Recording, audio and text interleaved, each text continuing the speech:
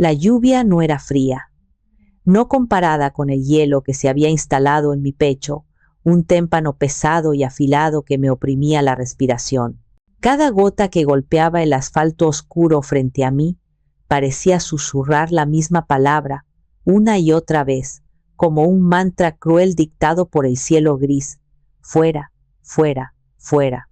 Me quedé inmóvil, con la mirada fija en el portón negro y pesado del edificio de apartamentos, esa imponente estructura de metal que ahora se asemejaba a una monstruosa boca cerrada, habiéndome escupido sin miramientos a la acera. Detrás de él, en el tercer piso, con sus ventanas iluminando la noche incipiente, estaba el hogar que había creído, con la estupidez que solo una madre puede albergar, que también era un poco mío. Mi mano todavía ardía, no por el frío, sino por el impacto sordo de la puerta de madera que se había cerrado justo antes, su sonido resonando en el pasillo como un disparo.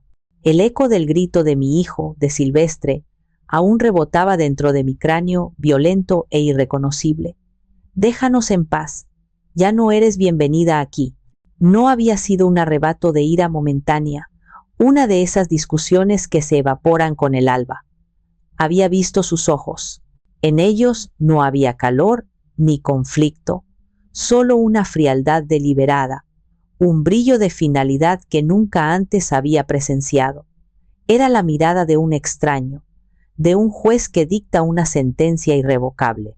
En mi otra mano, apretaba la correa de mi bolso con una fuerza que hacía que mis nudillos resaltaran blancos y tensos bajo la piel. Dentro llevaba el inventario de mi vida actual, mi monedero con unos pocos billetes, un pañuelo bordado con mis iniciales que me regaló mi madre, las llaves de mi pequeño departamento, ahora un caos de tuberías, rotas y lonas de plástico, y un rosario cuyas cuentas se habían suavizado por el paso de mis dedos a lo largo de los años. Un conjunto de posesiones patético para una mujer de 58 años, abandonada en una calle anónima por su único hijo.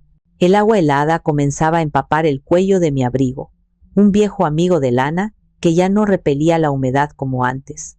Un escalofrío me recorrió de pies a cabeza, pero no moví un músculo. Mi mente, en un acto de autodefensa, se negaba a aceptar la cruda realidad. Seguía reproduciendo la escena una y otra vez, como un proyector atascado en el mismo fotograma. Buscaba un error en mi guión, una palabra que yo pudiera haber dicho de otra manera, un gesto que hubiera cambiado el funesto desenlace, pero no había nada. La confrontación había sido tranquila al principio, mis palabras medidas y pesadas por el dolor, las de Nieves, su prometida, afiladas como cuchillos de hielo envueltos en la más fina seda. Y Silvestre, mi Silvestre, el niño que había cunado en mis brazos, se había puesto de pie, no a mi lado, como un apoyo, sino frente a mí, como un guardia imponente protegiendo a su reina de una campesina insurgente que osaba perturbar su paz. «Mamá, estás exagerando», había dicho él.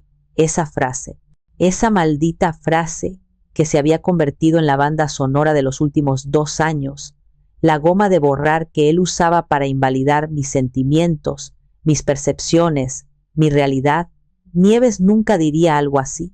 La oíste mal, pero yo la había escuchado. Sus palabras, susurradas por teléfono a una amiga con una confianza cruel, todavía resonaban en mis oídos, venenosas y cristalinas. La vieja, sacarle el resto de sus ahorros, un asilo barato. La bocina estridente de un coche me sacó de mi estupor.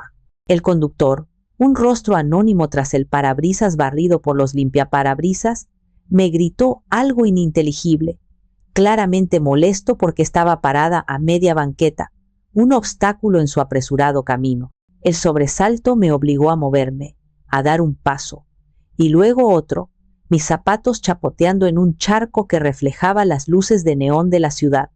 No tenía a dónde ir. Mi departamento estaría en obras durante semanas, y el único otro lugar al que podía llamar hogar ahora tenía un cerrojo emocional, más fuerte que cualquier cerradura de acero, puesto en mi contra. Me sentí como una hoja arrancada de su árbol a merced de un viento implacable. Mientras caminaba, el reflejo de las luces de la ciudad en los charcos creaba formas extrañas y danzantes. Me vi reflejada por un instante, una mujer mayor, empapada, con la mirada perdida y el rímel corrido por las mejillas. ¿Era esta la mujer que había trabajado desde el amanecer hasta el anochecer durante 20 años sin quejarse? ¿La que había convertido el dolor profundo de una viudez prematura en la fuerza indomable para construir un negocio desde la nada? ¿La que había medido su propia felicidad en la escala de los logros y sonrisas de su hijo? Sí, era yo, y en ese momento, bajo la lluvia incesante de una noche de martes, sentí como algo dentro de mí, algo que había estado agrietado durante mucho tiempo, finalmente se rompía en mil pedazos, no con un estruendo, sino con el silencio desolador de una promesa rota, la promesa ingenua, la promesa de madre, de que el amor y el sacrificio serían, al final, de alguna manera, correspondidos. Mi deambular sin rumbo, un peregrinaje sin destino, me llevó a través de calles que mis pies conocían de memoria, incluso en la penumbra. Eran las calles de mi barrio, el lugar donde, como una planta testaruda, había echado raíces en la tierra pedregosa de la viudez. A unas cuadras de distancia, una luz cálida se derramaba sobre la acera mojada, un faro en mi noche personal. Era una panadería, no la mía, pero el olor que emanaba de ella, una mezcla celestial de levadura, azúcar, tostada y mantequilla derretida, fue como una llave maestra que abrió de golpe el baúl polvoriento de mis recuerdos más profundos. Cerré los ojos por un instante y el ruido del tráfico se desvaneció. Ya no estaba en la calle fría y hostil, estaba de vuelta en mi cocina, 20 años atrás. Tenía 38 años. Un hijo de 8 llamado Silvestre, que dormía con la paz de los inocentes en la habitación de al lado, y un cheque del seguro de vida de Aniceto sobre la mesa de Formica. El papel se sentía pesado en mis manos, no por su valor monetario, sino por su significado abrumador. Era el último regalo de mi esposo, el resultado tangible de años de pagar religiosamente una póliza por si acaso. El acaso había llegado y me había dejado sola y a la deriva. Mi familia, mis amigas, todos me aconsejaron con la mejor de las intenciones. Tómalo con calma, Teodora, usa ese dinero para vivir cómodamente durante un tiempo, para darte un respiro, para sanar, pero yo veía ese dinero de otra manera. No era un colchón para caer y descansar, sino una semilla que debía sembrar en un terreno incierto. Aniceto siempre había amado mi pan. Teodora, me decía con la boca llena de una concha recién horneada, tienes magia en las manos. Esta suavidad, este sabor, podrías vender esto. Sus palabras, que en vida eran un halago cariñoso, en la muerte se convirtieron en mi brújula, en mi único plan de batalla. Tomé una decisión que a muchos les pareció una locura impulsada por el dolor.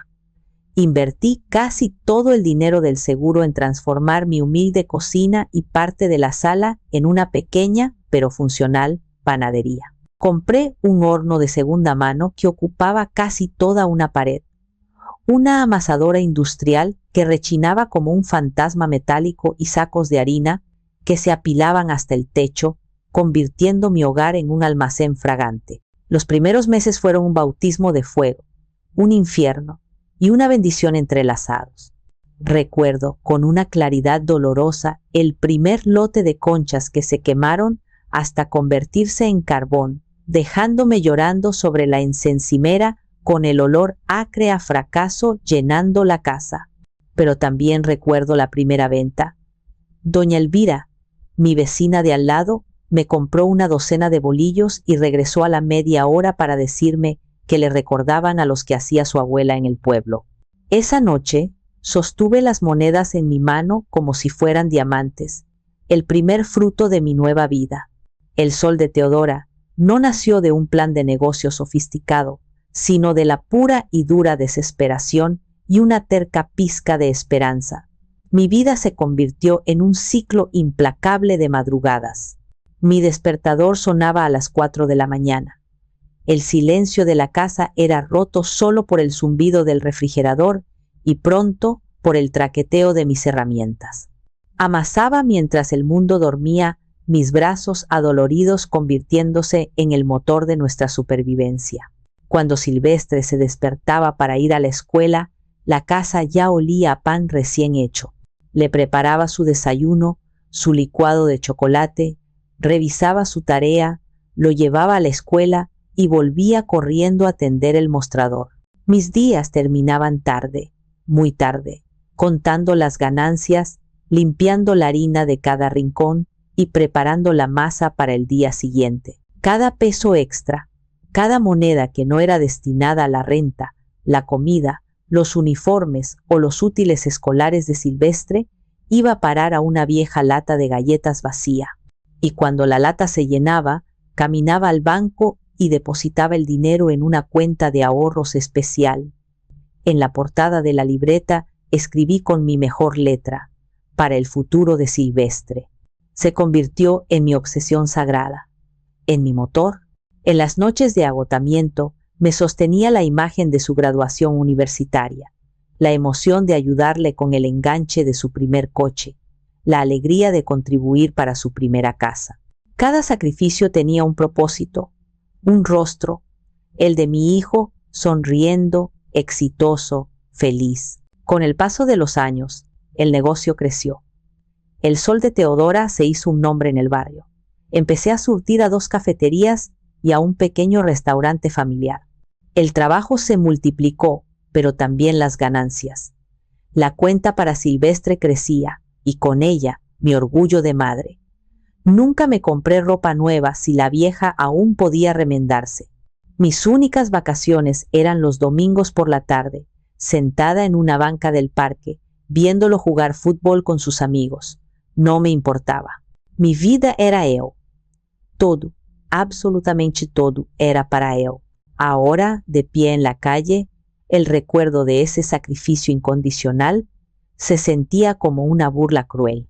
20 años de manos agrietadas por la harina y el calor, de espaldas adoloridas por cargar sacos, de noches de insomnio preocupada por las cuentas, todo para terminar aquí, desechada como un ingrediente viejo, como un pan duro.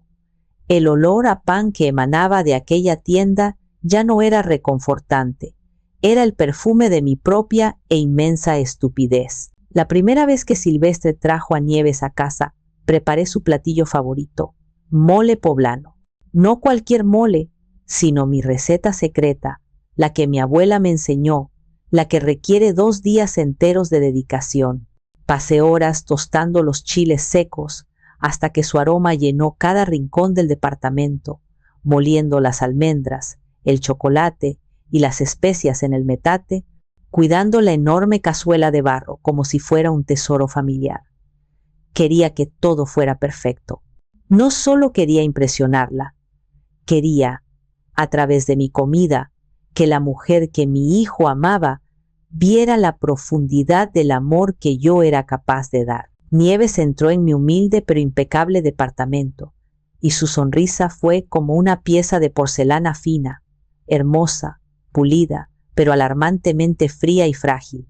Sus ojos, rápidos y analíticos, recorrieron la habitación, deteniéndose una fracción de segundo más de lo necesario en mis muebles viejos pero bien cuidados, en las cortinas de ganchillo que yo misma había tejido, en los cuadros con fotos familiares que documentaban la vida de Silvestre desde su primer diente hasta su graduación. «¿Qué? Acogedor», dijo finalmente, y la palabra sonó hueca en el aire, un cumplido vacío aprendido de un manual de etiqueta, desprovisto de cualquier calidez genuina. Durante la cena, elogió el mole, pero lo hizo de una manera que me hizo sentir pequeña.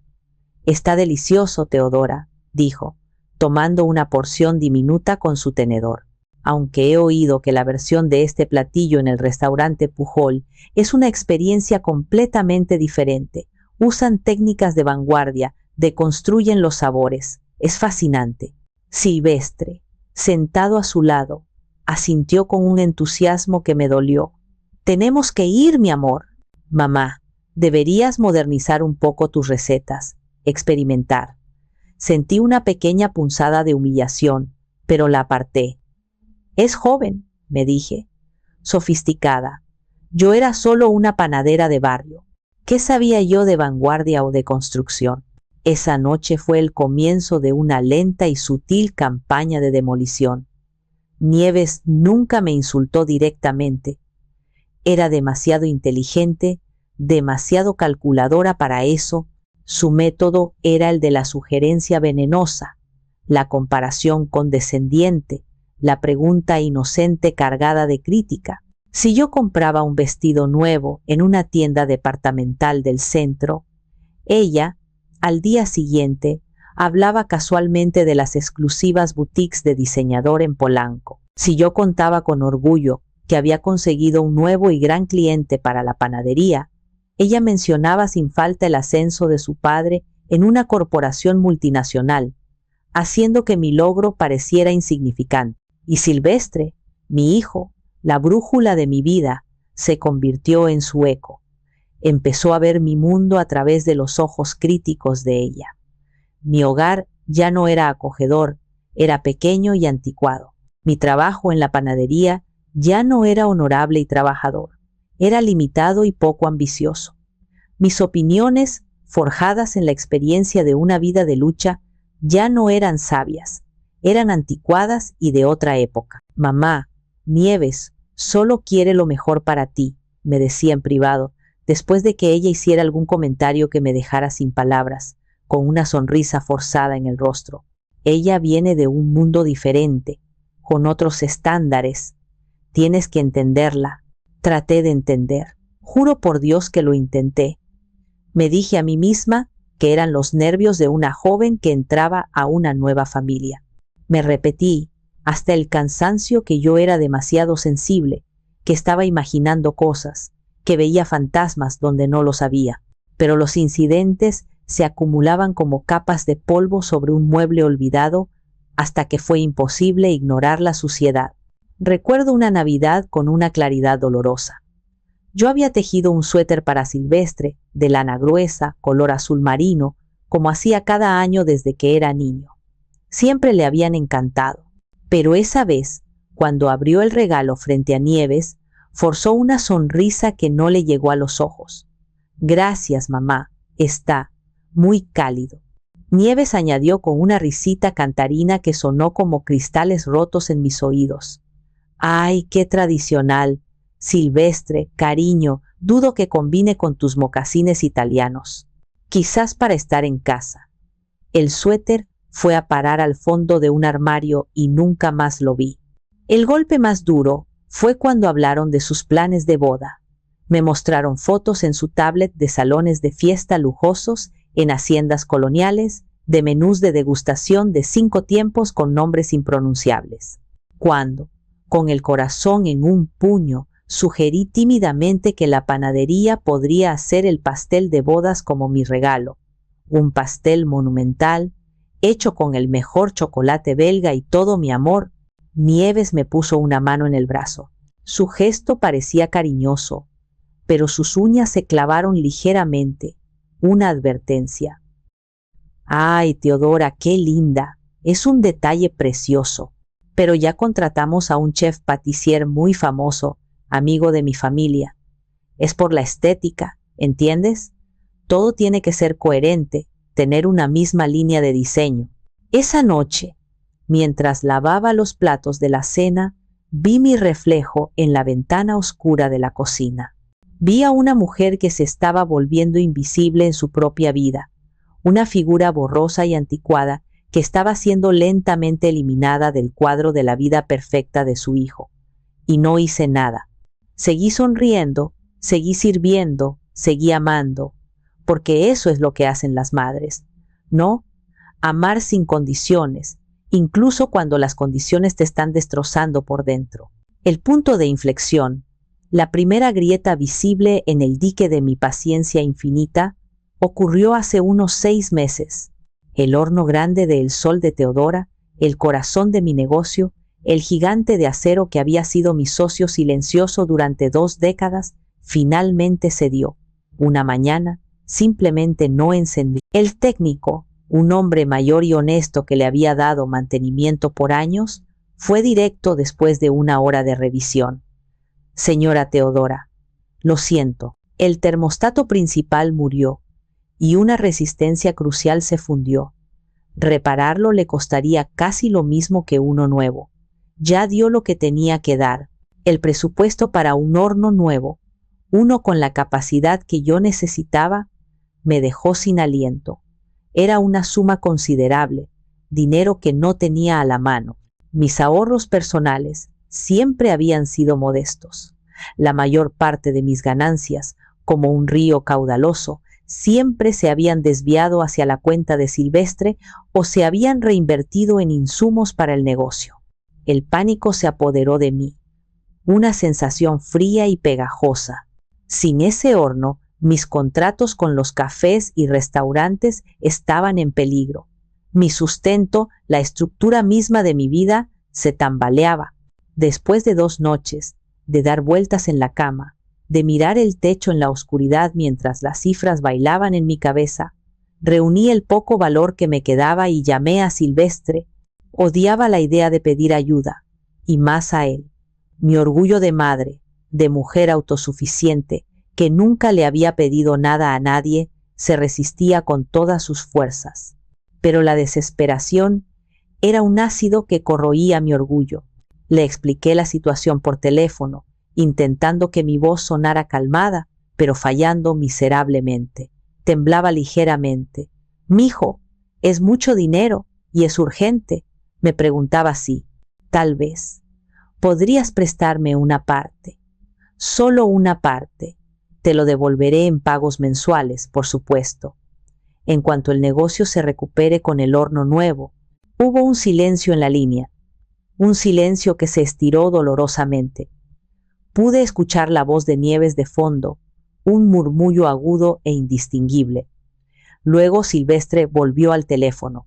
Su tono era tenso, distante, como si estuviera leyendo un comunicado de prensa.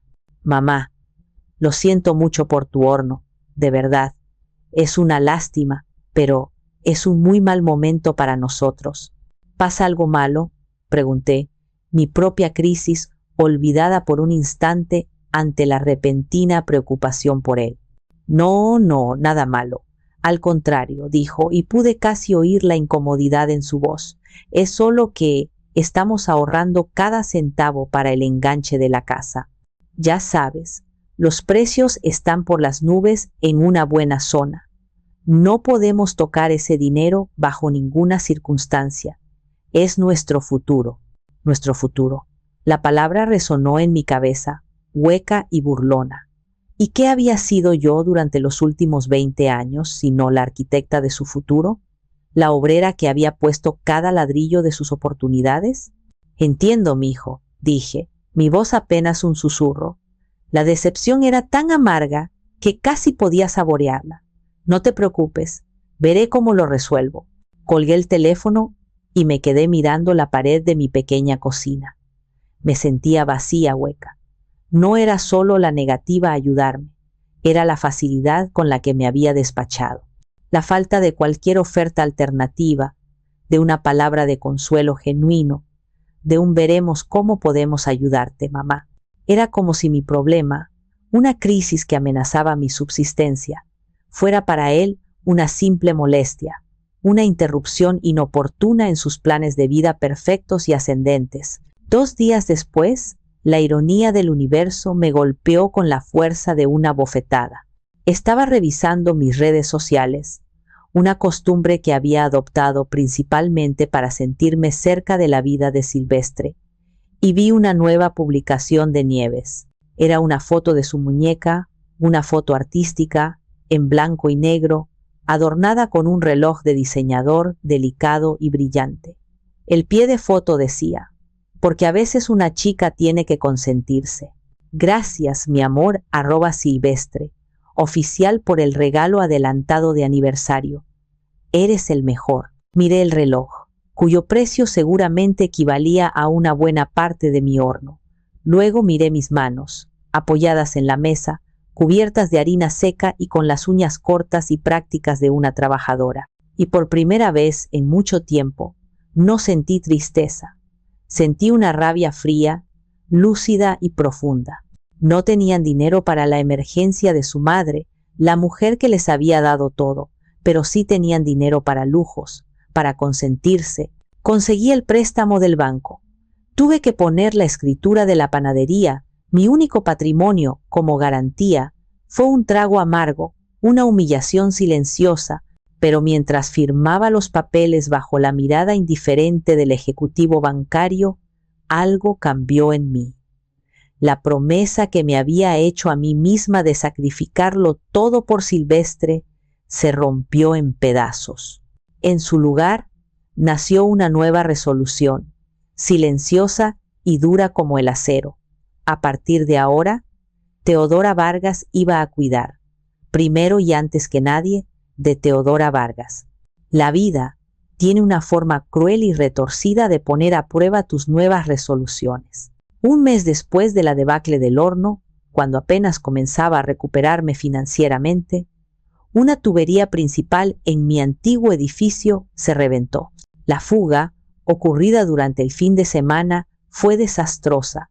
Inundó mi pequeño departamento, arruinando el piso de madera y dañando las paredes.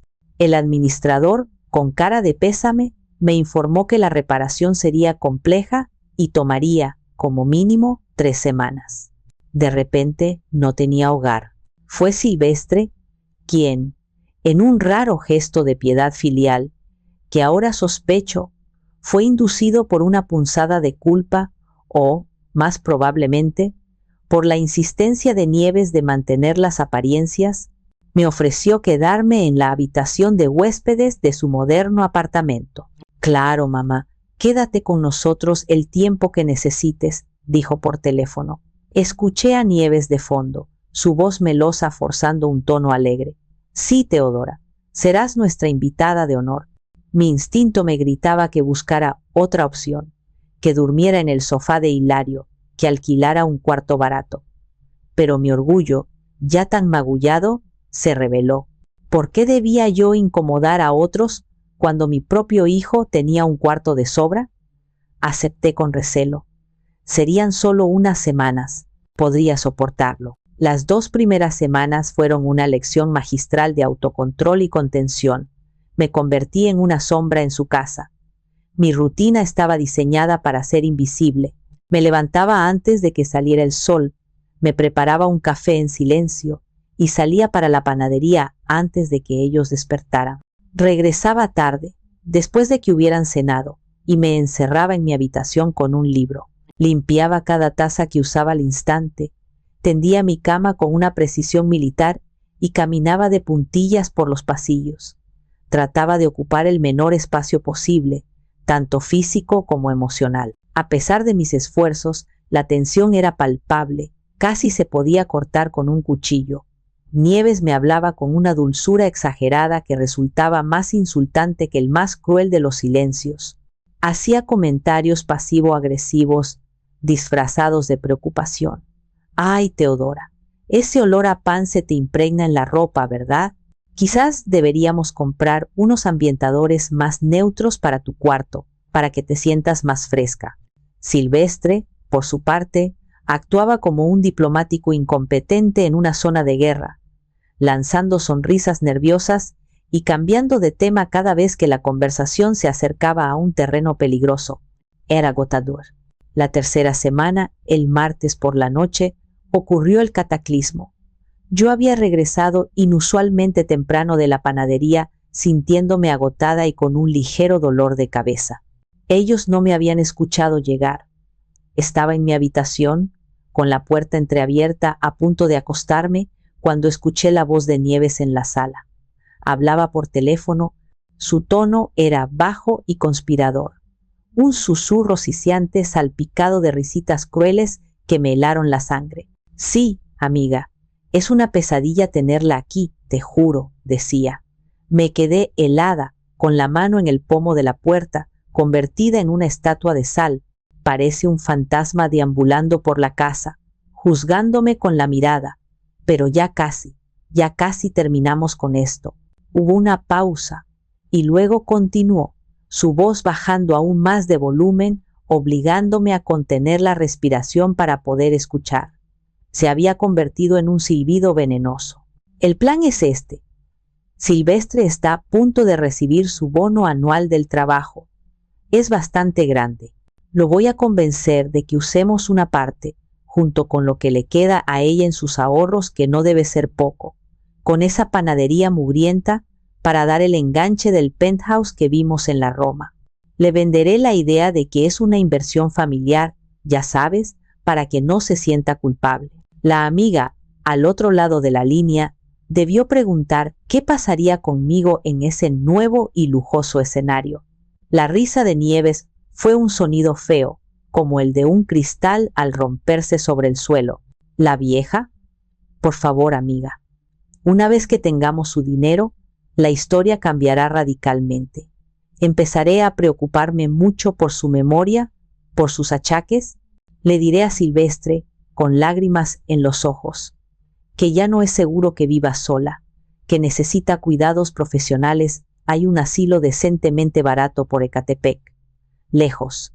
Así no tendrá la obligación de visitarla tan a menudo. Él protestará un poco al principio, por el qué dirán, pero al final siempre hace lo que yo quiero. Cada palabra fue un clavo ardiendo martillado directamente en mi corazón. No era solo el plan de robarme mi dinero y desecharme como a un mueble viejo. Era la frialdad, el cálculo, la premeditación. Era la confirmación brutal de que yo no era una persona para ella, sino un obstáculo, una cuenta bancaria con fecha de caducidad.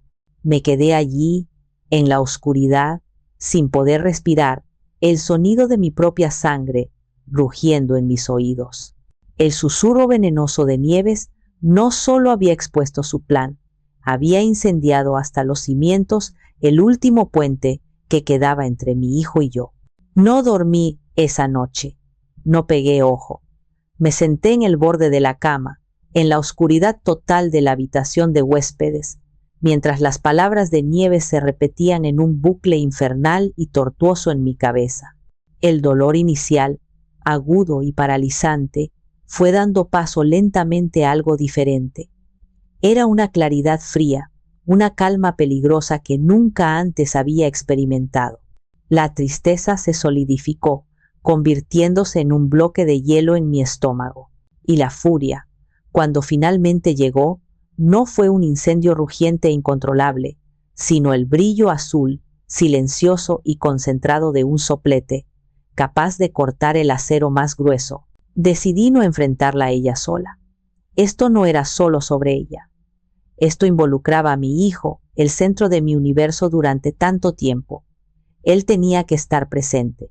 Tenía que escuchar la verdad de mis labios y tomar una decisión una última vez. Tenía que elegir un bando. A la mañana siguiente, esperé. Esperé a que ambos estuvieran en la cocina, sentados en los taburetes altos de su barra de diseño, tomando café y mirando sus teléfonos. Me acerqué a ellos, mis pasos firmes sobre el suelo de mármol, mi rostro, reflejado en el acero inoxidable de la nevera, era una máscara de agotamiento y determinación. «Buenos días», dije.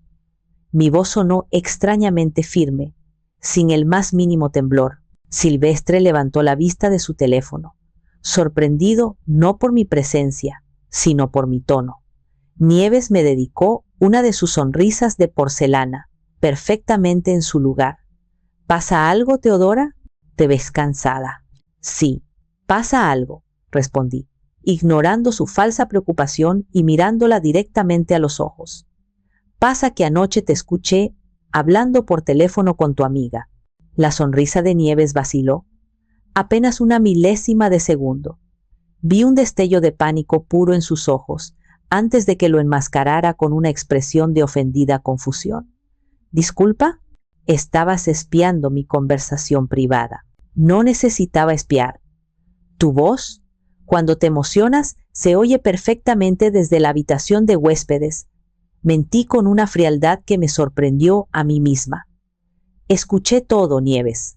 El plan para el penthouse, el bono de Silvestre, mis ahorros y, la parte más interesante, el asilo en Ecatepec. El color desapareció por completo del rostro de Nieves.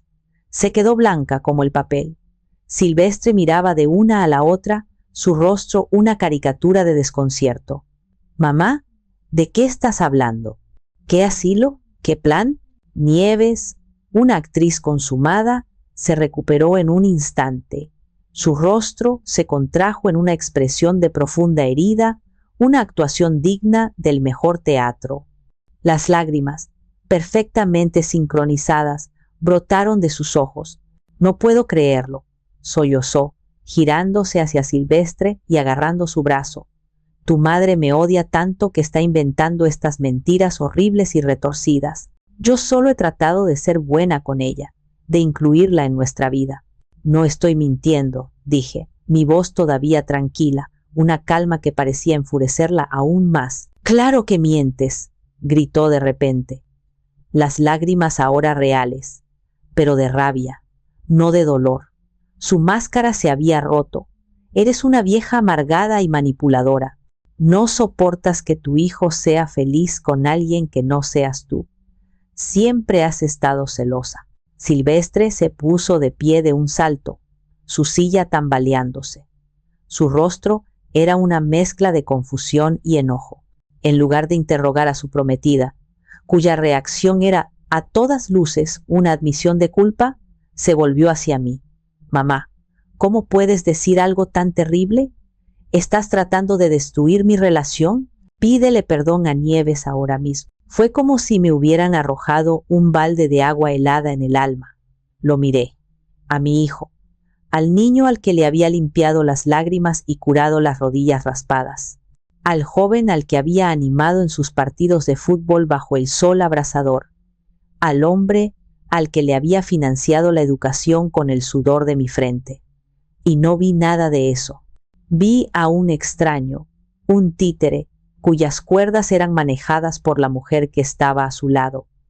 Había tomado su decisión. «No voy a pedirle perdón por decir la verdad», dije, mi voz finalmente quebrándose, no por debilidad, sino por la magnitud insondable de la traición. Y entonces ocurrió la transformación final. El rostro de Silvestre se endureció, sus facciones se afilaron con la misma crueldad que había visto tantas veces en Nieves. La influencia había sido un éxito. «Ya estoy harto de tus dramas, mamá. Harto». Su voz subió de volumen hasta convertirse en un grito que resonó en la cocina minimalista. «Siempre encuentras una manera de hacer que todo se trate de ti. Si no puedes respetar a la mujer que amo, la futura madre de mis hijos, entonces no tienes lugar en mi casa ni en mi vida». Su dedo, temblando de rabia, se alzó y señaló la puerta principal. «Lárgate, fuera de mi casa. Ahora». Me señaló la puerta. Y esa fue la imagen que se grabó a fuego en mi memoria. El dedo acusador de mi hijo, expulsándome de su vida. No dije nada más. No había nada más que decir. Me di la vuelta, con una dignidad que no sabía que poseía, fui a la habitación de huéspedes, tomé mi bolso, lo único que había desempacado realmente, y caminé hacia la puerta. Mientras la abría, escuché a Nieves sollozando dramáticamente en los brazos de Silvestre, un sollozo de victoria. La puerta se cerró detrás de mí con un clic definitivo, y con ese sonido, mi corazón de madre, el que había perdonado, esperado y amado incondicionalmente durante casi 30 años, finalmente se rindió. En su lugar, en las ruinas de mi amor maternal, nació algo nuevo. Algo hecho de la furia silenciosa y la determinación del acero. La lluvia era un telón de fondo apropiado para el caos que se arremolinaba en mi interior.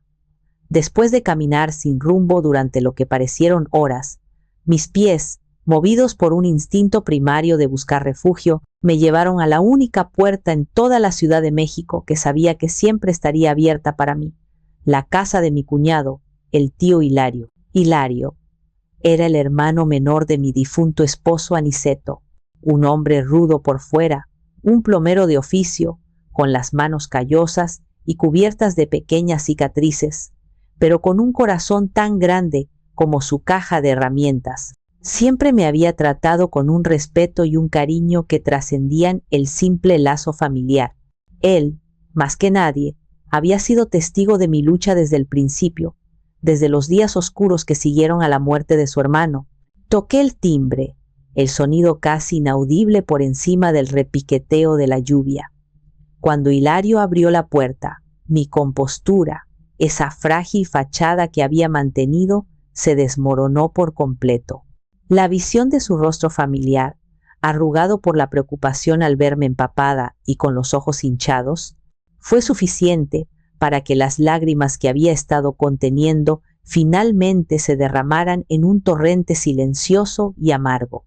Teodora, por el amor de Dios, pasa, estás temblando, dijo con su voz grave, haciéndome entrar y sentándome en su viejo y cómodo sillón de orejas. Su esposa, mi cuñada Marta, apareció de la cocina y sin hacer preguntas me envolvió en una toalla seca y me puso una taza de té de manzanilla humeante en las manos. Su silencio compasivo era casi más reconfortante que cualquier palabra.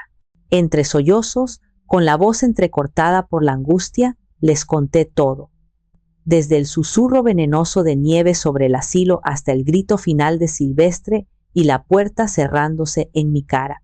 Hilario escuchó en silencio, sentado frente a mí, su rostro endureciéndose con cada palabra que yo pronunciaba, su mandíbula tensándose hasta marcarse bajo la piel. Cuando terminé de hablar, el único sonido en la sala era el tic-tac de un viejo reloj de pared y la lluvia golpeando contra la ventana. Luego, Hilario golpeó la mesa de centro con la palma abierta de su mano, un sonido seco y violento que hizo que las tazas de té saltaran. «Maldita sea, Teodora, ese malagradecido y esa arpía», rugió, su indignación, actuando como un bálsamo inesperado para mi alma herida. «Después de todo lo que has hecho por él, todo, yo lo vi, fui testigo, vi cómo te matabas trabajando en esa panadería de sol a sol mientras él tenía lo mejor de lo mejor. Zapatos nuevos cada 6 meses, la mejor escuela de la zona, una universidad privada que costaba un dineral. Nada le faltó a ese muchacho, nada». Se levantó y comenzó a caminar de un lado a otro por la pequeña sala, como un león enjaulado. «Y ahora esto, ¿desecharte? Como si fueras un traste viejo, un estorbo? No, por Dios que no. Esto no se va a quedar así». Se detuvo frente a mí y me miró fijamente, sus ojos oscuros encendidos de furia protectora. «Escúchame bien, Teodora. Sé de la cuenta de ahorros. Aniceto y yo hablamos de eso muchas veces antes de que él, bueno, ya sabes. Él estaría revolcándose en su tumba si supiera que el sacrificio de tu vida va a terminar en las manos de esa mujer para comprarse un penthouse». Tomó una respiración profunda, tratando de calmarse. «Ese dinero es tuyo, no es de Silvestre. Es el sudor de tu frente, son tus noches sin dormir, son tus manos adoloridas. No es una herencia que le cayó del cielo, es tuyo». Lo miré, las lágrimas nublando mi visión, pero siempre fue para él, Hilario. Era su futuro, era la única cosa que sentía que podía dejarle. «¿Y qué hay de tu futuro?», replicó, su voz ahora más suave pero no menos intensa. ¿Quién va a cuidar de ti? ¿Él? ¿Ella? Ya tienes tu respuesta. Teodora, a veces la vida te obliga a ser un poco egoísta para sobrevivir. Y este es uno de esos momentos». Se arrodilló frente a mí, un gesto de un hombre rudo que me conmovió profundamente. Tomó mis manos frías entre las suyas, callosas y cálidas. «Usa ese dinero, úsalo para ti. Cómprate una casa, viaja, monta otra panadería más grande, lo que se te dé la gana, pero no dejes que ellos se salgan con la suya. No lo merecen. Y tú mereces mucho más que ser una nota al pie de página en la vida de nadie. Marta, que había permanecido en silencio, se acercó y me puso una mano en el hombro. Hilario tiene razón, cuñada, ya has sido madre, es hora de volver a ser Teodora. Sus palabras, directas y sin adornos, fueron como una inyección de fuerza, como un andamio para mi espíritu derrumbado. Eran la validación que necesitaba desesperadamente. No estaba loca, no estaba exagerando. Mi dolor era real y mi ira estaba justificada. Haz lo que tu corazón te diga que es justo, Teodora, concluyó Hilario levantándose, y que no te quepa la menor duda de que la justicia no está, ni de lejos, del lado de ellos. Esa noche, durmiendo en el cuarto de huéspedes de Hilario y Marta, arropada no solo por las mantas, sino por su incondicional apoyo, tomé mi decisión. Mi corazón ya no pedía reconciliación ni entendimiento, pedía justicia. Una justicia poética, fría y meticulosamente bien calculada. A la mañana siguiente, me desperté con una sensación que no había tenido en años, quizás décadas, un propósito claro y afilado como la hoja de un bisturí. La mujer llorosa y temblorosa de la noche anterior había sido reemplazada por alguien que apenas reconocía en el espejo, una estratega. Mi primer destino fue el banco. Me vestí con cuidado, eligiendo un traje sastre que guardaba para ocasiones especiales y que me hacía sentir profesional y serena. Sentada frente a un joven ejecutivo de mirada impersonal, pedí el estado de cuenta de la cuenta para el futuro de Silvestre.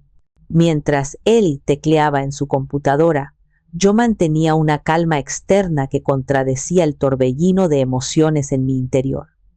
Cuando me entregó el papel impreso, contuve la respiración. Después de 20 años de depósitos constantes, de resistir la tentación de tocar ese dinero para mis propias necesidades, y con el interés compuesto trabajando su magia silenciosa, la cifra final me hizo parpadear. 1.5 millones de pesos. Era una suma considerable. Era el fruto tangible, contable de mi vida entera. ¿Desea hacer algún movimiento, señora Vargas?, preguntó el ejecutivo con desinterés profesional. Sí, respondí, mi voz sonando más fuerte y segura de lo que esperaba. Quiero liquidar esta cuenta de ahorro y transferir el total a mi cuenta de cheques personal. ¿Ahora mismo? El joven levantó las cejas, visiblemente sorprendido por el movimiento tan drástico, pero asintió y comenzó el papeleo. Mientras firmaba los documentos necesarios, sentí un peso liberándose de mis hombros, un peso que ni siquiera sabía que cargaba. Ya no era la guardiana del futuro de Silvestre, era la dueña de mi propio capital, la soberana de mi propio esfuerzo. Con mi situación financiera consolidada, mi siguiente paso era encontrar un lugar donde vivir. No quería volver a mi pequeño departamento inundado. Ese lugar estaba lleno de recuerdos, y en ese momento los recuerdos eran un lastre. Quería un nuevo comienzo, una página en blanco. Sentada en un café cercano al banco, con una tablet que Hilario me había insistido en que me llevara, empecé a buscar en portales inmobiliarios. Mi búsqueda inicial era modesta. Un departamento en renta, algo cómodo, seguro y sobre todo tranquilo. Pero entonces, movida por una curiosidad ociosa, hice clic en la sección de venta. Y fue allí donde el destino, o quizás una versión más traviesa y cínica de la justicia divina, intervino de forma espectacular. Un anuncio en particular llamó mi atención. No era lujoso ni llamativo, pero tenía una descripción sólida. Edificio completo en venta, excelente ubicación, 8 unidades, oportunidad de inversión. Las fotos mostraban un edificio de 4 pisos, de ladrillo rojo, con una apariencia sólida y bien mantenida. No era un palacio, pero tenía carácter. El nombre del edificio, pintado en un arco de herrería sobre la entrada principal, era La Esperanza. La ironía era tan espesa que casi me hizo reír a carcajadas en medio del café, pero fue la dirección, listada al final de la descripción, lo que detuvo mi corazón por un segundo. La leí una vez y luego otra, acercando la pantalla a mis ojos como si no pudiera creerlo. No había error. Era la dirección del edificio donde vivían Silvestre y Nieves. Me quedé mirando la pantalla, mi café enfriándose, mi mente corriendo a 1000 por hora. Podía simplemente ignorarlo, cerrar la página y seguir buscando un pequeño departamento en renta. Sería lo sensato, lo normal. Pero la idea, una vez plantada en mi mente fértil por la ira y la necesidad de justicia, comenzó a crecer con una velocidad alarmante, echando raíces profundas. Era una locura, era audaz, era perfecto. No es un acto de venganza, me lo repetí a mí misma una y otra vez como un mantra. Es una inversión, es una decisión de negocios inteligente. Un edificio de 8 apartamentos generaría una renta estable, asegurando mi futuro y mi vejez de una manera que un simple ahorro en el banco no podría. Sería la máxima prueba de mi independencia, la culminación de mi vida de trabajo, y sí, por una deliciosa casualidad, mis nuevos inquilinos incluían a mi malagradecido hijo y a su manipuladora prometida. Bueno, eso sería simplemente una coincidencia poética, irónica y profundamente satisfactoria. La idea me electrizó. Me sentí viva, astuta, poderosa. La panadera dócil y sacrificada estaba siendo reemplazada en tiempo real por una inversionista, una propietaria, una mujer de negocios, una mujer que no solo iba a recuperar el control de su vida, sino también, literalmente, el techo bajo el cual vivían aquellos que la habían despreciado y descartado. Tomé un sorbo de mi café, ahora amargo y frío, pero no me importó. Busqué el número del agente inmobiliario en el anuncio y, con una mano que no temblaba en absoluto, marqué los dígitos en mi teléfono. «Buenos días», dije cuando una voz profesional contestó al otro lado.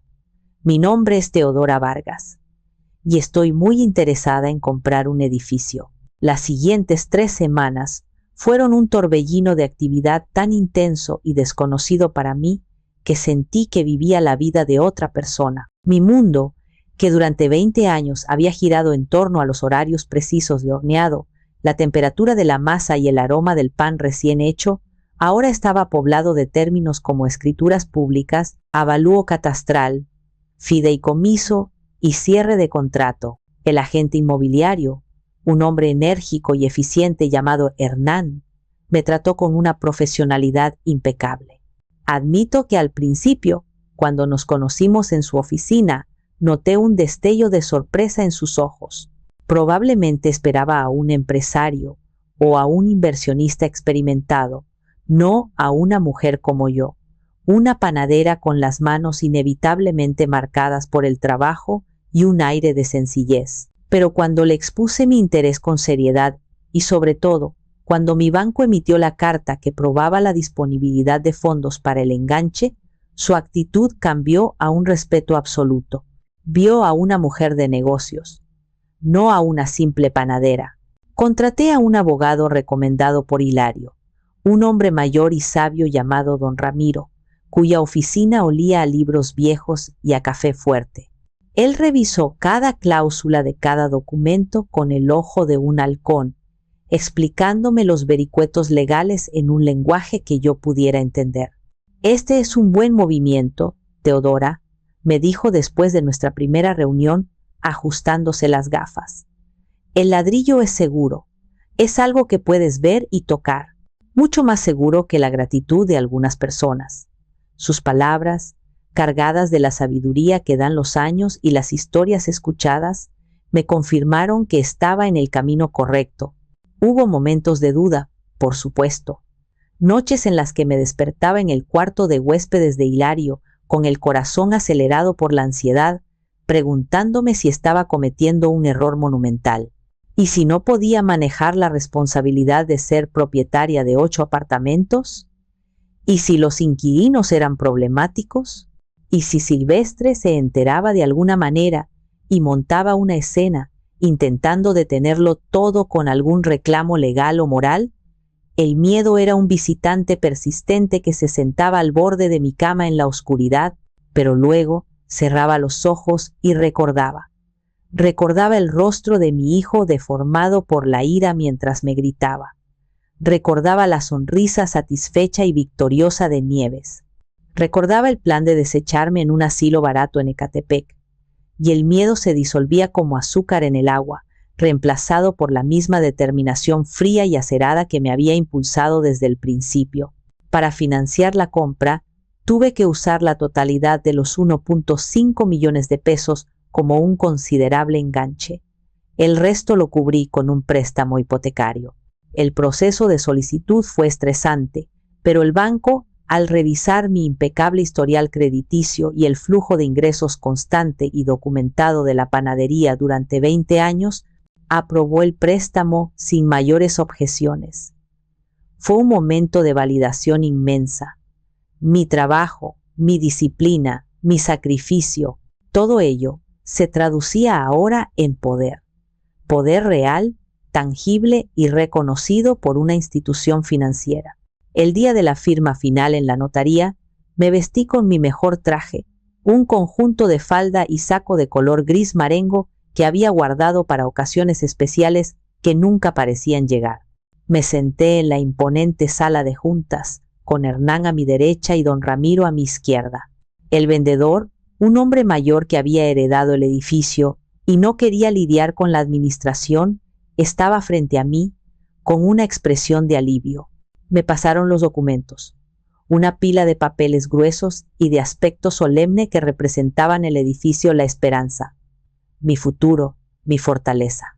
Mientras sostenía la pluma sobre la línea de puntos, mi mirada se desvió hacia la ventana.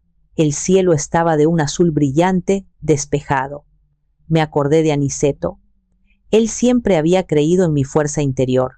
Tienes la resistencia de un roble, Teodora, solía decirme cuando me veía cansada. Sentí su presencia, una cálida aprobación que me recorrió el cuerpo. Pensé en Silvestre. Este acto, en cierto modo, era la lección más dura y más importante que jamás le daría. Una lección sobre consecuencias, una lección sobre respeto, una lección sobre no dar por sentado el amor incondicional de una madre hasta que es demasiado tarde. Con una exhalación lenta y profunda, firmé. Mi caligrafía, que usualmente era un poco temblorosa por el cansancio, fue firme, clara y decidida. Teodora Vargas. 1, 2, 10 veces. Cada firma se sentía menos como una transacción comercial y más como una declaración de independencia. La firma de mi libertad. Cuando todo terminó, don Ramiro me estrechó la mano con fuerza. Felicidades, propietaria, dijo con una sonrisa cómplice. Salí de la notaría y el sol de la tarde me dio de lleno en la cara. No me sentí vengativa, ni siquiera triunfante. Me sentí entera, completa, por primera vez en mucho, mucho tiempo. Ser la dueña de un edificio de apartamentos era, descubrí rápidamente, mucho trabajo. Pero era un trabajo que me llenaba de un nuevo tipo de energía.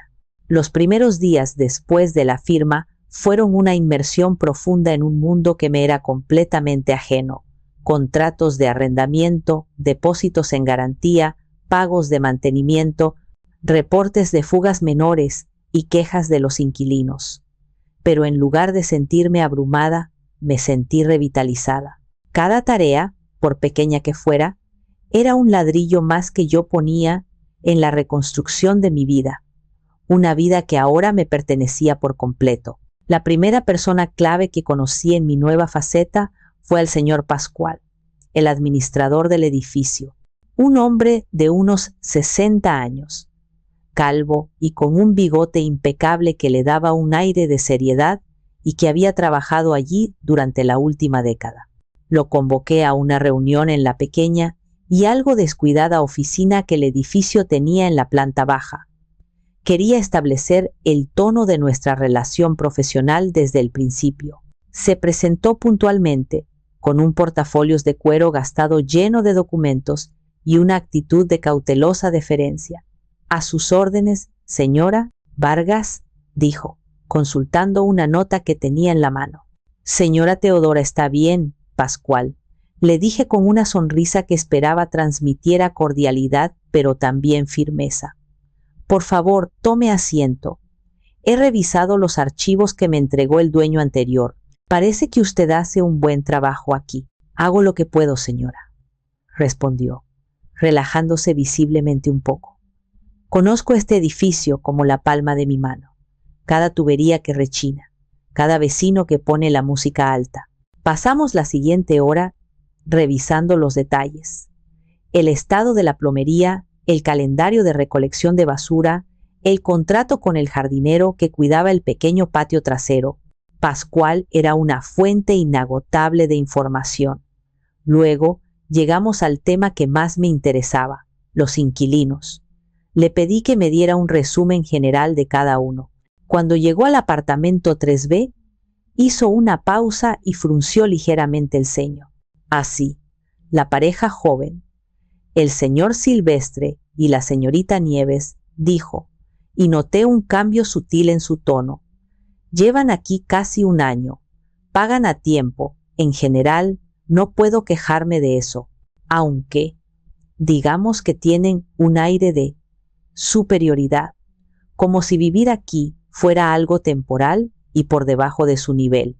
Se han quejado varias veces del ruido de los niños del segundo piso, que solo juegan durante el día.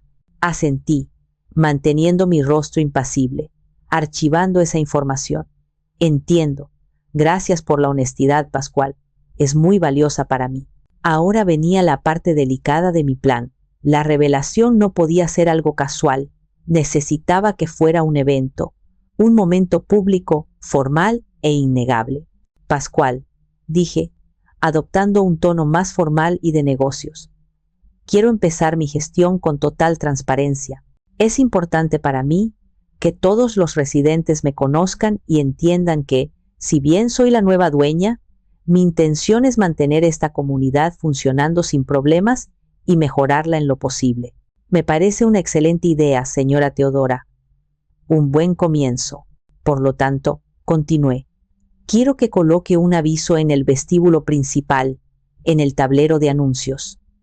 Un aviso grande y claro, anunciando una junta de residentes obligatoria. Digamos, para el próximo viernes por la noche, a las 7 en punto. La haremos aquí mismo, en el patio trasero. El propósito, presentación formal de la nueva propietaria del edificio. Pascual asintió, tomando notas en una pequeña libreta. Por supuesto, junta obligatoria. Entendido. Así nos aseguramos de que todos vengan. Exacto. Asegúrese de que el aviso sea claro y visible. Póngalo hoy mismo.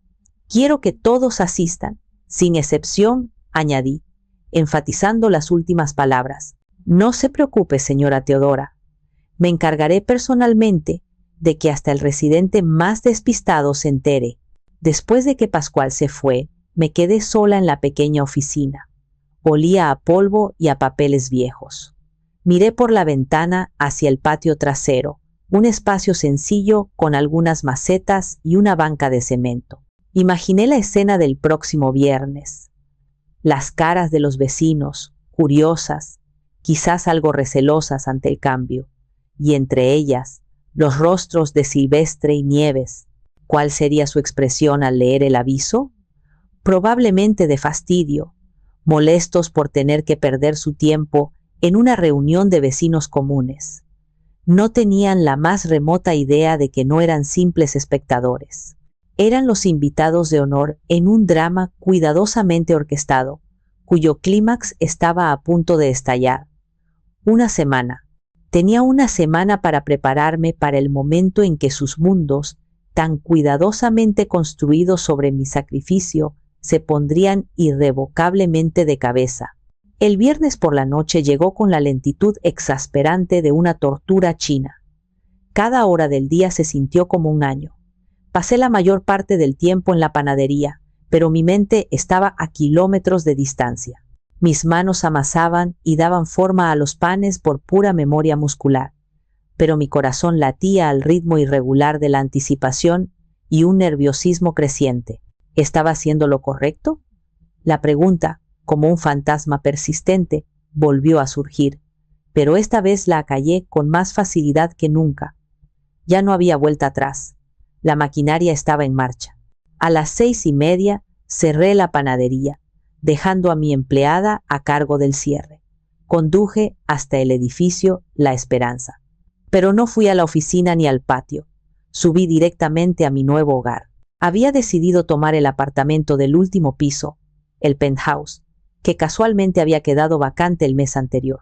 Era espacioso, estaba lleno de luz gracias a sus grandes ventanales, y tenía una terraza con vistas panorámicas de la ciudad. Era el polo opuesto a mi antiguo y pequeño departamento. No era un lujo, era un símbolo, el símbolo de mi nueva vida. Me di una ducha rápida y me cambié de ropa. Elegí con sumo cuidado un vestido sencillo pero elegante, de un color azul profundo que resaltaba la plata de mi cabello. Me arreglé el pelo en un moño bajo y me puse un discreto pero hermoso collar de perlas que Aniceto me había regalado en nuestro 10º aniversario. No quería parecer ostentosa ni arrogante. Tampoco quería parecer la víctima frágil. Quería proyectar calma, dignidad y una autoridad silenciosa. Quería ser, simple y llanamente, la dueña del lugar. A las 7 en punto menos 5 minutos, bajé por las escaleras, mi corazón martillando contra mis costillas. Al llegar al patio trasero, vi que Pascual ya había organizado todo a la perfección. Había unas 15 sillas de plástico dispuestas en filas y una pequeña mesa al frente. La mayoría de los residentes ya estaban allí, charlando en voz baja, con esa mezcla de curiosidad y resignación típica de las juntas de vecinos. Y entonces los vi. Silvestre y Nieves estaban de pie en un rincón, deliberadamente apartados del resto del grupo, como si su sola presencia pudiera contagiarlos de mediocridad. Silvestre miraba su teléfono con una expresión de aburrimiento total. Nieves, vestida con unos jeans de diseñador que probablemente costaban más que mi alquiler anterior y una blusa de seda, cruzaba los brazos, escaneando el lugar con una mueca de desdén.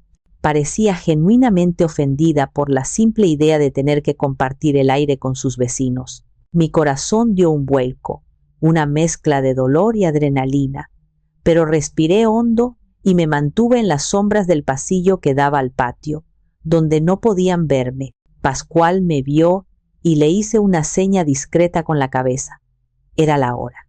Pascual se aclaró la garganta, un sonido que bastó para silenciar las conversaciones. Buenas noches a todos.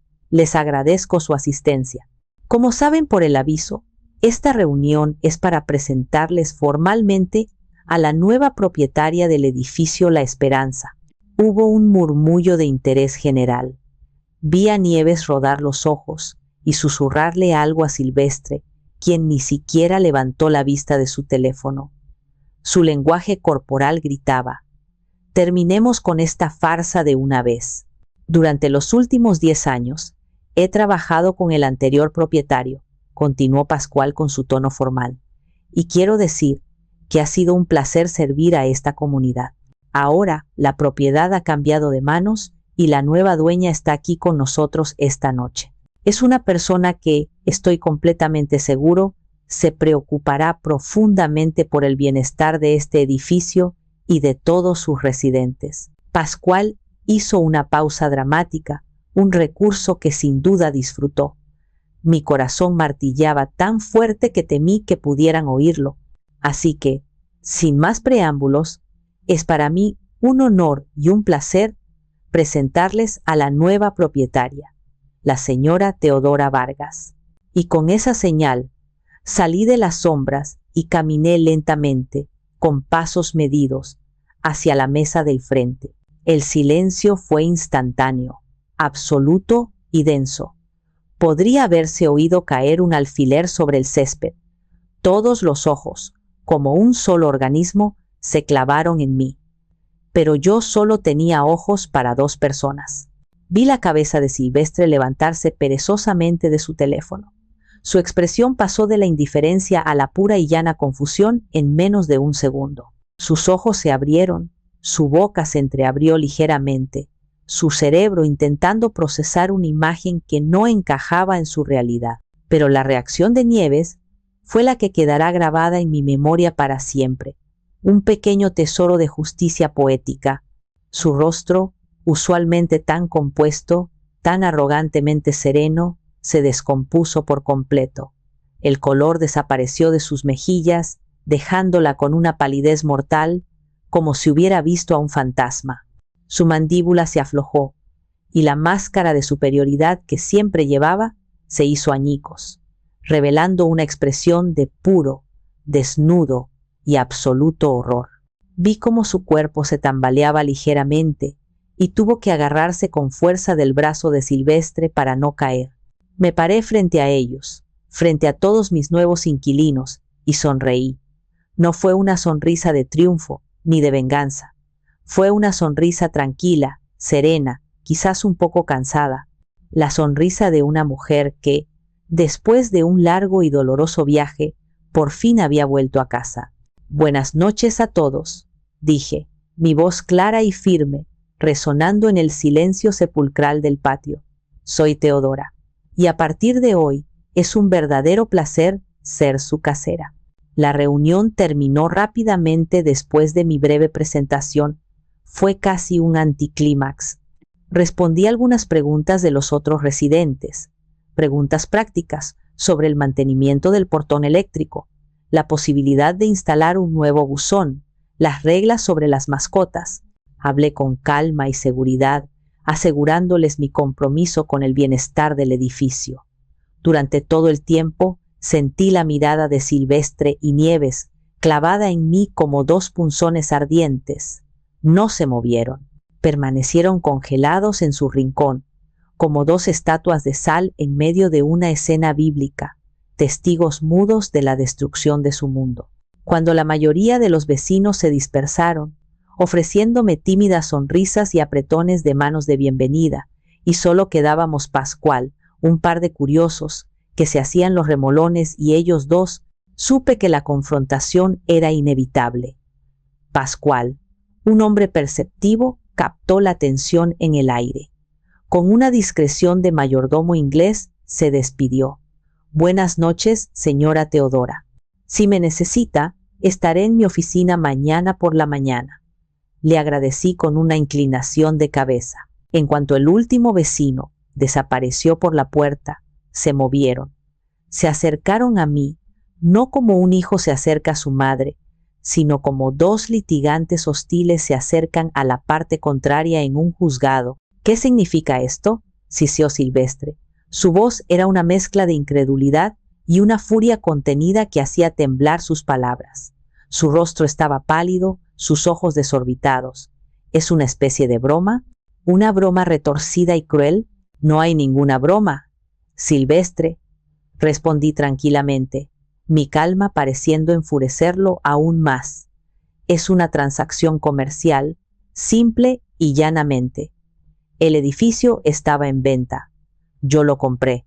Nieves, que había recuperado un poco de color pero cuyos ojos seguían abiertos de par en par por el shock, dio un paso adelante. Su voz era un temblor de ira mal disimulada. «No puedes hacer esto. Ese dinero era para el futuro de Silvestre, para nuestro futuro». El énfasis en la palabra nuestro fue descarado. «Te equivocas», le dije, mirándola directamente a los ojos, sin parpadear. «Ese dinero era el fruto tangible de mi pasado, de 20 años de mi trabajo, de mis manos, de mi sudor, y he decidido muy sabiamente usarlo para asegurar mi futuro, un futuro en el que no dependo de la caridad, la lástima o el buen humor de nadie». La palabra silo flotaba tácitamente en el aire entre nosotras. Ella lo entendió. Vi un destello de reconocimiento y miedo en su mirada. La ira de Silvestre finalmente explotó, rompiendo las cadenas de su incredulidad. «¿Cómo pudiste, mamá, hacer todo esto a mis espaldas? ¿Comprar el edificio donde vivo? ¿Humillarnos así, frente a todos nuestros vecinos?» «¿Humillarlos?», repetí, y una risa seca, sin alegría, se escapó de mis labios.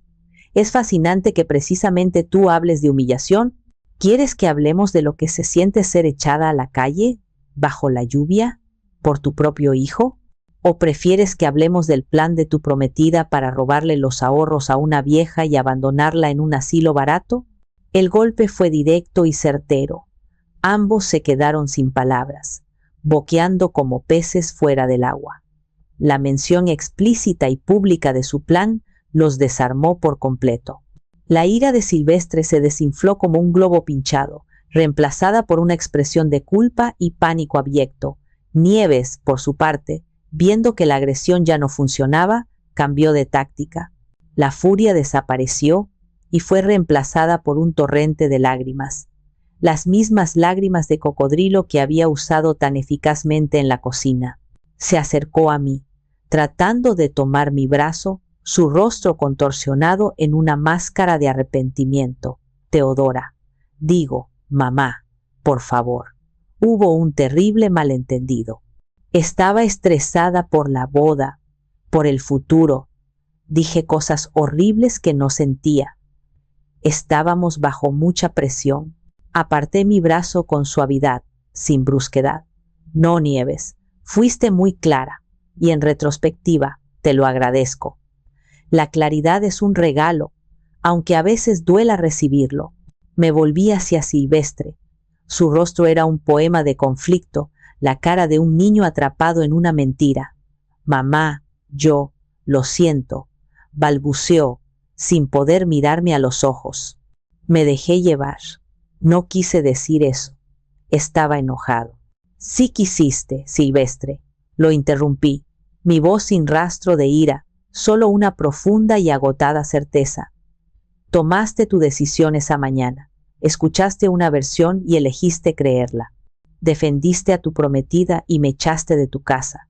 Las acciones, mijo, siempre tienen consecuencias, y esta es una de ellas. Los miré a los dos, de pie bajo la luz amarilla y mortecina del patio. Ya no eran los gigantes que me habían intimidado y herido. Parecían pequeños, frágiles, asustados. La dinámica de poder se había invertido de forma tan completa y tan rápida que era casi palpable. Y en ese momento, para mi sorpresa, no sentí una oleada de satisfacción, solo un vasto y profundo alivio. La batalla había terminado. Y yo, por fin, había ganado. Después de unos segundos de un silencio denso y pesado, en el que el único sonido era el zumbido de un insecto nocturno cerca de una de las luces del patio, Nieves fue la primera en hablar. Su voz, ahora despojada de toda arrogancia, era un susurro agudo de desesperación. «Pero, ¿qué va a pasar ahora?», preguntó, mirando alrededor del patio como si las paredes de ladrillo pudieran darle una respuesta, como si buscara una salida de emergencia. «¿Nos vas a correr?». Miré a mi hijo. Él no decía nada, solo me observaba con una expresión suplicante, la misma expresión que ponía de niño cuando rompía un jarrón y esperaba que yo, con mi magia de madre, lo arreglara todo, que pegara los pedazos y lo hiciera desaparecer. Pero yo ya no estaba allí para arreglar sus desastres. Los pedazos de nuestra relación eran demasiado pequeños para ser pegados. Curiosamente, comencé. Mi tono ahora era deliberadamente neutro, el de una propietaria dirigiéndose a sus inquilinos, ni más ni menos. Revisé su contrato de arrendamiento esta misma tarde. Es un contrato estándar de 1 año, y según mis archivos, vence en exactamente 2 meses. Los ojos de ambos se abrieron de par en par. La implicación de mis palabras les golpeó con la fuerza de un objeto contundente. ¿Y?, preguntó Silvestre, con un hilo de voz, el miedo haciéndola apenas audible. «Y he decidido, como nueva propietaria, no renovarlo», declaré con calma, saboreando la tranquila finalidad de mi decisión. «Les estoy dando un aviso formal de 2 meses, mucho más de lo que la ley exige. Tienen 60 días para encontrar otro lugar donde vivir». Nieves dejó escapar un sonido ahogado, una mezcla de sollozo y jadeo. Se cubrió la boca con la mano. «No puedes hacernos esto. No tenemos a dónde ir». Todos nuestros planes, la boda, la casa, todo dependía de... Se detuvo bruscamente, dándose cuenta de que estaba a punto de admitir en voz alta que sus planes dependían de mi dinero, el dinero que ahora se le había escapado de las manos. Sus planes ya no son mi preocupación, continué, implacable, sintiendo como una nueva fortaleza recorría mis venas. De hecho, ya que estamos aquí, hay un par de asuntos administrativos que debemos resolver. El primero es el pago de la renta de este mes. Según mis registros y los del señor Pascual, tiene 3 días de retraso. Silvestre palideció aún más. Si eso era posible. Se me olvidó, mamá. Teodora, con todo lo que ha pasado, el trabajo, la boda, se me pasó por completo. El contrato que firmaste, le informé, mi voz tan fría y clara como el hielo, estipula una multa del 10% por pagos atrasados. Espero el pago completo, incluyendo la multa, en la cuenta del edificio mañana antes del mediodía. De lo contrario, me veré en la penosa necesidad de pedirle a mi abogado que inicie un proceso formal de desalojo por falta de pago. Sería una verdadera lástima manchar su impecable historial de crédito, ¿no crees? La palabra abogado pareció aterrorizarlos. Se miraron el uno al otro con pánico. Y hay una cosa más, añadí, asestando el golpe final. Hace unos meses les di 20,000 pesos para el enganche de su auto. Lo consideré un regalo en ese momento, un gesto de una madre a su hijo. Pero dadas las circunstancias actuales, he decidido reconsiderarlo. Ahora lo considero un préstamo personal. Tienen 30 días para devolvérmelo, en su totalidad. Pero no tenemos ese dinero, exclamó Nieves, su voz subiendo una octava. Lo usamos para el coche. Me encogí de hombros, un gesto de indiferencia que me salió natural. Entonces les sugiero que empiecen a buscar la manera de conseguirlo. Son jóvenes, ingeniosos. Quizás puedan vender un reloj caro o algo por el estilo. La pulla fue deliberada, y vi por el destello de furia impotente en sus ojos que había dado en el blanco. Me di la vuelta para irme. Había dicho todo lo que tenía que decir. La justicia estaba servida. Mamá, por favor, dijo Silvestre a mi espalda, su voz finalmente quebrada por la desesperación total, la voz de un niño perdido. Somos familia. Me detuve en el umbral del pasillo y me giré para mirarlo por última vez. La luz del patio dibujaba sombras en su rostro, haciéndolo parecer mayor y al mismo tiempo más vulnerable que nunca. La familia se basa en el amor y el respeto, Silvestre, no en la conveniencia y la explotación. Tú mismo me enseñaste esa lección hace 3 semanas, cuando me gritaste que ya no era bienvenida en tu vida. Caminé hacia la puerta que llevaba al vestíbulo, mi espalda recta, mis pasos firmes sobre las baldosas.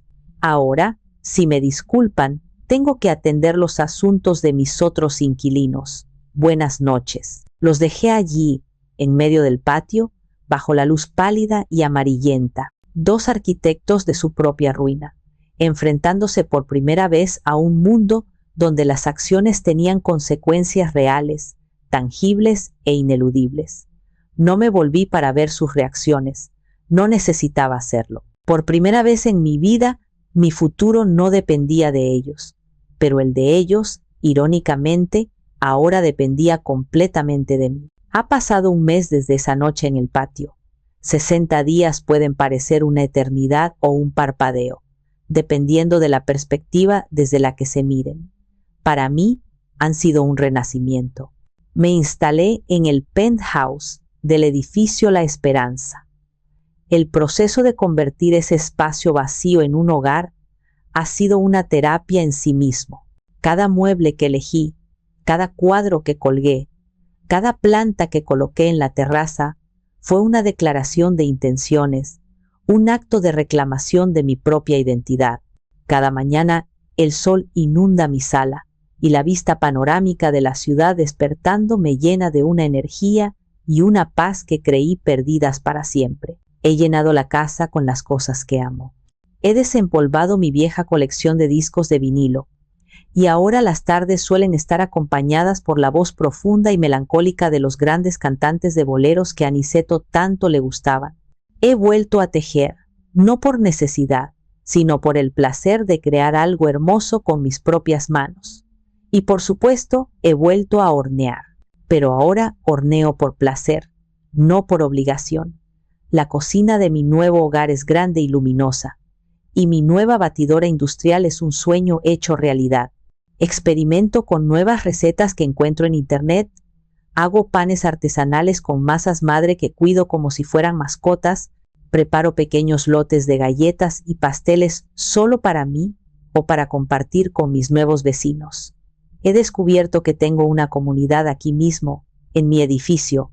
La señora del 2 Amperio, una viuda como yo, me regala esquejes de sus hermosas suculentas. El joven matrimonio del 1B me invita a veces a ver el fútbol, aunque no entienda nada, solo por la compañía. Y el propio señor Pascual, el administrador, ha resultado ser un conversador fascinante y un aliado inesperado. Silvestre y Nieves pagaron la renta atrasada y la multa al día siguiente de la reunión. La transferencia llegó a la cuenta del edificio silenciosamente, sin una palabra. El dinero del préstamo del coche apareció en mi cuenta personal una semana después. No sé cómo lo consiguieron, si tuvieron que vender el reloj, pedir prestado o cancelar algún plan de su fastuosa boda. Y sinceramente, descubrí que no me importaba. Hace exactamente una semana, sus 60 días de plazo se cumplieron. Vi el camión de mudanzas desde mi terraza. Era una mañana de sábado soleada y clara.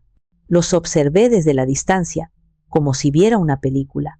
Vi a Silvestre cargando cajas, su espalda encorvada por el peso y quizás por algo más. Vi a Nieves dirigiendo a los de la mudanza con gestos bruscos, su rostro una máscara de resentimiento. En ningún momento miraron hacia mi ventana. No sentí nada. Ni una punzada de alegría maliciosa, ni una sombra de tristeza, ni un ápice de nostalgia por lo que pudo haber sido. Solo sentí una tranquila y profunda sensación de cierre, como cuando terminas de leer la última página de un libro largo y difícil. Simplemente era el final de un capítulo. Anoche, mi teléfono vibró sobre la mesita de noche. Era un número que ya no tenía guardado en mis contactos, pero que reconocí de inmediato. Un mensaje de texto de Silvestre. El primero desde la confrontación. Decía simplemente, sin adornos ni excusas: mamá, perdón. Miré las dos palabras en la pantalla durante un largo rato. Mamá, perdón. Quizás, con el tiempo, con muchos meses o incluso años de acciones que respalden esas palabras, puedan llegar a significar algo. Quizás, algún día, podamos construir un nuevo tipo de relación, una más distante, sí, pero basada en límites saludables y un respeto ganado a pulso, no dado por sentado. Pero por ahora, las heridas, aunque ya no sangran, aún son demasiado frescas. No respondí. Dejé el teléfono sobre la mesita y fui a la cocina. Del horno saqué una hogaza de pan de masa madre que había preparado esa tarde. El aroma a pan caliente, a hogar, llenó el aire. Corté una rebanada gruesa, el cuchillo crujiendo al atravesar la corteza dorada. Le unté un poco de mantequilla, que se derritió al instante, y la probé. La corteza estaba crujiente, la miga suave y con el punto justo de acidez. Estaba perfecta, y era toda para mí.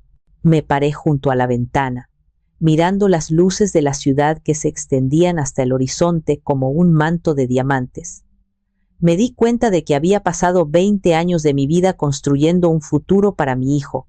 Cuando él, manipulado y débil, intentó destruir mi presente, yo usé ese mismo futuro que le había construido para salvarme a mí misma, para construir una nueva vida sobre las ruinas del anterior.